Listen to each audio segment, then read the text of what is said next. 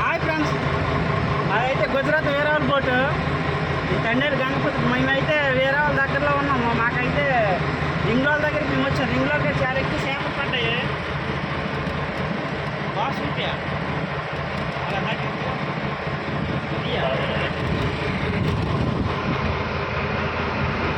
రింగ్లోకైతే చేపలు సావాలు చాలా ఎక్కువ పడ్డాయి.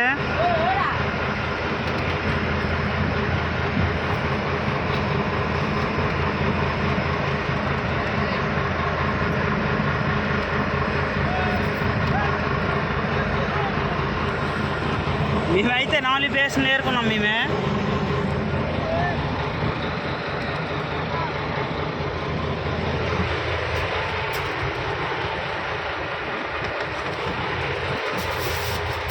ఇరవై టన్నులు 15 టన్నుల వరకు పడతాయి సావాడ రొప్పన్ పీసు.